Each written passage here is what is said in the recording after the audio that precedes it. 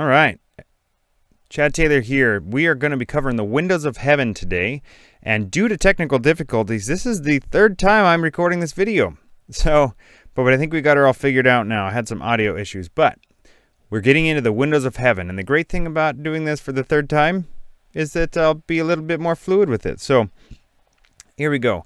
The windows of heaven. Now, if you've grown up around the church, or if you've grown up, I should say, in a church, and you've heard the windows of heaven but aren't sure really what they are, well, welcome to the almost everybody, because most people have heard of the windows of heaven, but we all really don't really understand what that is. To me, it's kind of like the firmament. Nobody really, well, most people don't really know what that is. They just read that and go, what is that? Pastor, what is that, Mom? And nobody really knows. By nobody, I mean most people. So let's go here to page 68 of the book. We're going through the book. Where are we? Earth According to the Bible, page 68.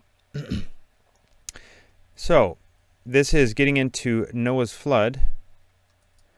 So from the King James here, so this is Genesis 7, in the 600th year of Noah's life, in the second month, the 17th day of the month, the same day were all the fountains of the great deep broken up, so one source of water, and the windows of heaven were opened, that's the second source of water, and the rain was upon the earth 40 days and 40 nights. So there's three sources of water for the flood. So when you see this, there is, so the fountains of the great deep down here, the water coming in through the windows of heaven, and 3, the rain coming on the earth. So there is the 3 sources of water for the flood. Now, where about the water in the windows of heaven, and where does that make sense? Well, if you go the next page, on page 4 of the book, this is day 2 of creation.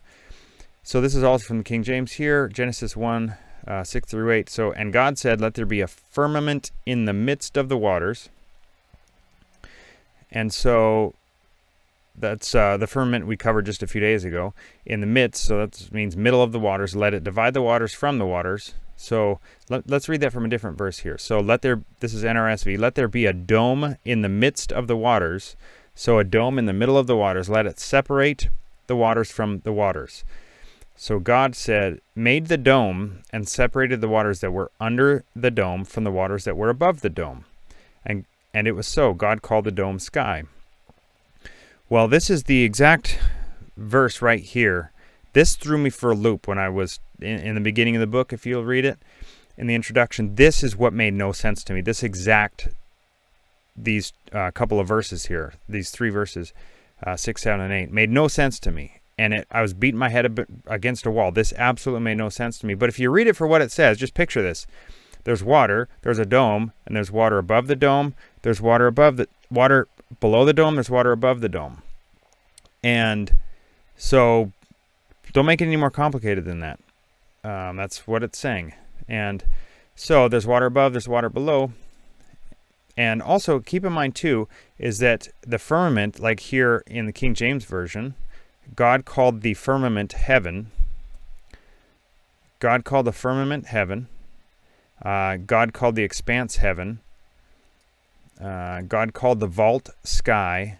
God called the dome sky. So the firmament is referred to as an expanse, as a vault, as a firmament, as a dome. So keep that in mind, as heaven, as a sky.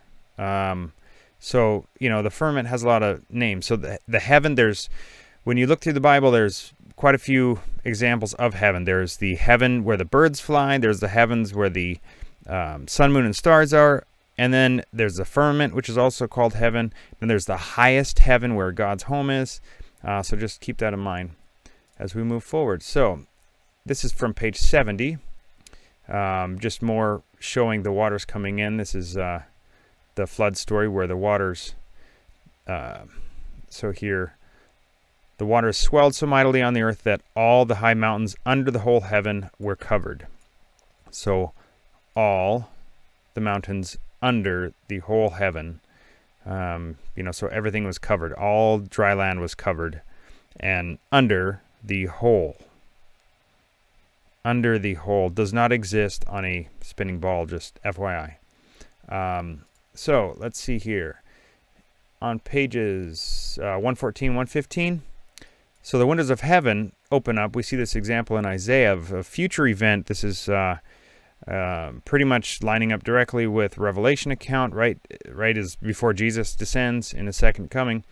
The windows of heaven opening, and so right here, for the windows of heaven are opened, and the foundations of the earth tremble.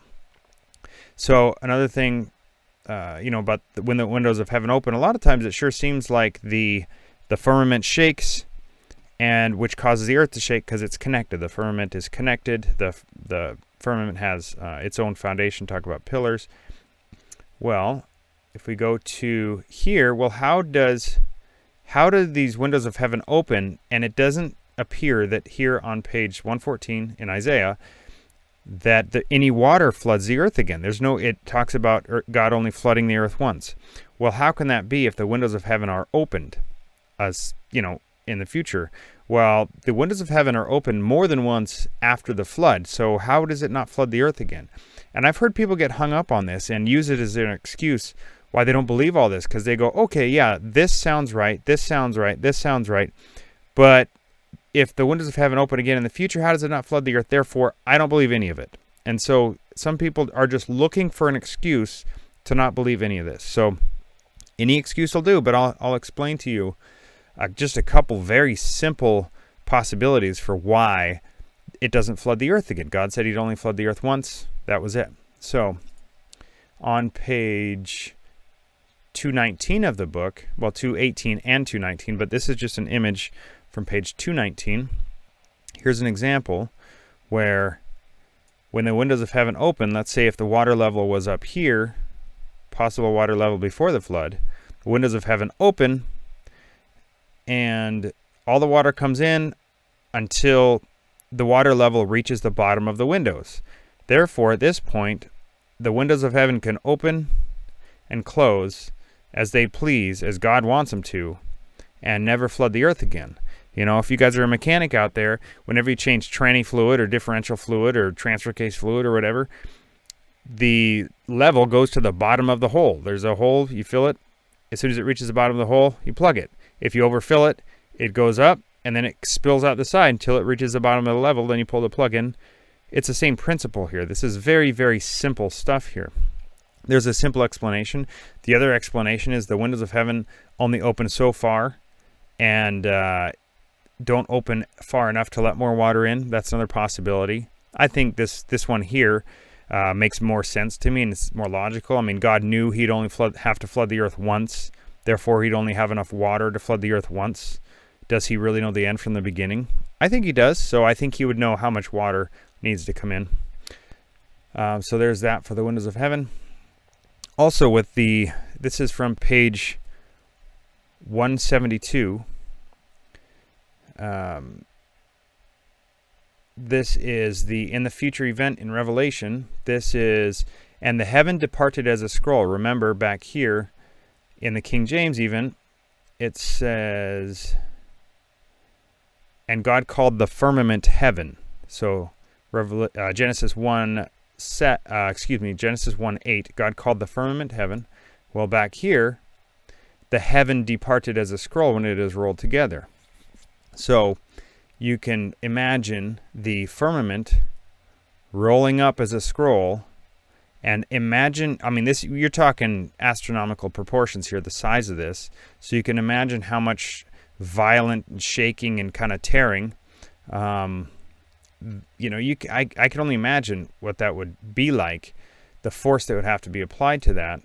And so this is from page 174, this image. And so this is right before Jesus descends, with the opening and then him descending and the second coming. And so the wrath, and so you can see the shaking when this happens, the shaking coming down the firmament, and the pillars of heaven is another term here for the foundations under the firmament, on the earth, and the amount of violent shaking that all of this will cause. The earth, in the future time, that talks about the type of earthquakes that'll happen on earth in the future are going to be just mind-boggling. Absolutely intense is an understatement. So when you read a lot of the accounts here. And so as Jesus descends, you know, and one thing I wonder, this is just out of curiosity, you know, the subject of the New Jerusalem is very interesting to me. And I wonder if when heavens roll up like a scroll here, if part of the reason that this has to open up like a scroll is when you look into the New Jerusalem and the size of it, if I remember right, it's like half the size of the United States in square miles. It's absolutely enormous. I can't even really picture that. Well, what if the New Jerusalem wouldn't fit through the windows of heaven, but it will fit through this opening, you know, when it's is caused by this rolling up. You know, just something to think about. Just I don't know if it's right or not. Just interesting to think about. So the windows of heaven. This is just scratching the surface on the subject of the windows of heaven. There's many, many more examples in the book. It's a fascinating subject, but I just wanted to cover it. So there you have it, windows of heaven. We'll see you guys tomorrow. Thanks for watching. Appreciate it.